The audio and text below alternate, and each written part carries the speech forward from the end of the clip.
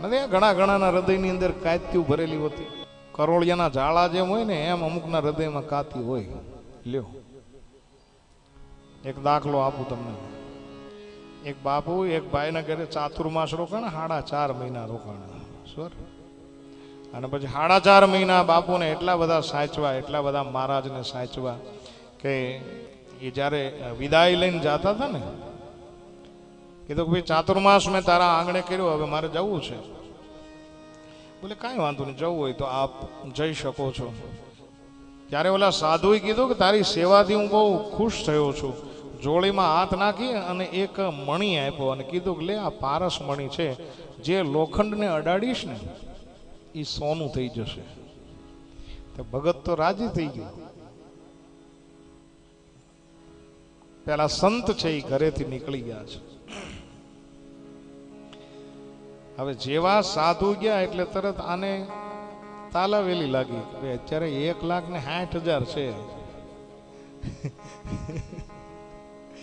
હાલની બધી અડાડી દઉં એટલે કે સોનું થઈ જાય ને પછી આખી જિંદગી પેટીયું ખૂટે નહીં.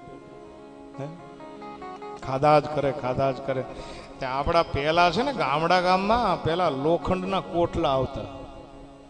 આમાંથી વૃદ્ધ માણસોને ખબર હશે. અત્યારે તમારા બધા બંગલા ફર્નિશડ થઈ ગયા છે, પણ જૂના કોટલા આવતા લોખંડના વજનદાર. આ ભાઈને એમ થયું કે ભાઈ બીજે ક્યાંય અડાડવા કરતા આ કોટલામાં જ સીધો મણી નાખી દઉં એટલે સીધું આખો કોટલો સોનાનો કાપી કાપીને ખાધા કરશું.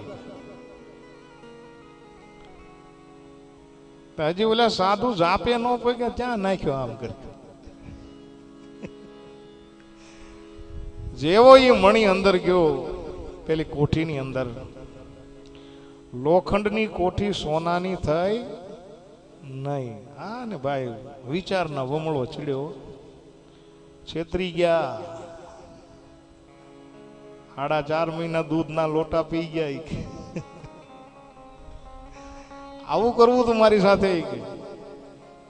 જ્યારે જ્યારે અમે કઈ કયું શાક ખાવું છે, અહીંયા ન હોય તો શહેરમાં જઈને લઈ આવી દઈએ, અને આ ખોટો મણી ભટકાડીને વહી ગયા. હા ને ભાઈ દોડ્યો, બાપુને પાદર પકડી લીધા, 8 ફળું બાંધ્યું. શું થયું ભગત? અરે શું થયું મારે તમને શું કેવું? આવો ખોટો મણી પકડાવીને વયું જવાય? સાધુએ કીધું પણ થયું શું એ પેલા કે.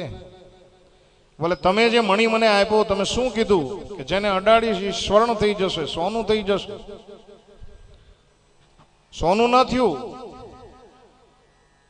સાધુએ કીધું કે ભાઈ મારું આપેલો કોઈ દી પારસ મણી ખોટો ન હોઈ શકે, અને એ ભાઈ તારું મેં ખાધું છે, તારું અન્ન મારા પેટમાં છે, અને હું જો ખોટો મણી તને પકડાવીને જાઉં તો મારી ભક્તિ લાજે, મારો નાથ મારો ભગવાન લાજે. શેમાં નાખ્યો? અરે બોલે કોટલામાં નાખ્યો. કોટલો કાંઈ સોનાનો થયો નહીં, એ લોખંડનો એમને મળ્યો. સાધુને દયા આવી. સંત હૃદય નવનીત સમાના, હૃદય દ્રવીભૂત થયું. ચાલ ભગત તારી સાથે આવું. હા, અને પાછા આવ્યા. ઘરની અંદર કીધું કે ક્યાં છે તારો કોટલો? બતાવ્યો, અને એક ખૂણાની અંદર કોઠી પડી હતી, અને કોઠીને બતાવીને કીધું કે મહારાજ જો આમાં નાખ્યો છે, આ થયો, લ્યો જો આનો કલર છે પીળો. આવા તો તર્ક કરે પાછા. આ કોઠી સોનાની ન થઈ. સાધુ કહે છે પણ મારો મણી આપેલો છે એ કોઈ ખોટો ન હોઈ શકે. મણી ક્યાં છે? બોલે આમ કરીને આમ ઘા કર્યો મેં, કે અંદર ગયો. બોલે મારે જોવું પડશે. એક ટેબલ લઈ અને સંત જ્યાં ઉપર જે કોઠીનું મોઢું હોય ને એની અંદર જોયું ને, ત્યાં તમને શું કહું, કોટલાની અંદર કરોળિયાએ ઝાડા એટલા બધા બનાવેલા કે મણી વચ્ચે ફસાઈ ગયેલો. કોટલાને અડ્યો જ નહીં. એમ સાધુ સંતો તો મણી આપે છે, પણ આપણા હૃદયની અંદર એટલા બધા ઝાડા બાંધેલા છે કે શરીરને મણી અડતો નથી. આ તકલીફ છે. જો એક વખત હૃદય કમળની અંદર રામ નામ રૂપી, કૃષ્ણ નામ રૂપી, સ્વામિનારાયણ ભગવાનના નામ રૂપી મણિ જો સ્પર્શ કરી જાય તો વ્યક્તિનું જીવન હેમ બની જાય, માણસનું જીવન સોનું બની જાય. પણ આપણી તકલીફ એ છે કે આપણે મણિ હૃદય સુધી અડવા દેતા નથી. અહીંયા તો તમારે બહુ સારું છે, તમે તો હું જાઉં પછી તમે જાઓ છો. બાકી ઘણી ઘણી કથાઓ, બહુ મોટી કથાઓ હોય, હજારો માણસની મેદની હોય ને, ત્યારે જેવી કથા પૂરી કરો ને એટલે તરત બધા ઉપડે, આરતી ને પ્રસાદ લે નહીં. પછી એ બધાને હું જોઉં. હા, બધા ઘણા ઘણા માણસો તો કથામાંથી ઊભા થતા હોય ને પાછળ આમ ખખેરતા જતા હોય બધું. શું કામ ખબર? કથા ચોંટી ન જાય એટલે. ઘણાની આવી ટેવ હોય. પણ એક વખત રામ નામ રૂપી મણીને લઈ અને જો કથાની અંદર રંગાઈ જાઓ તો કામ થઈ જાય છે.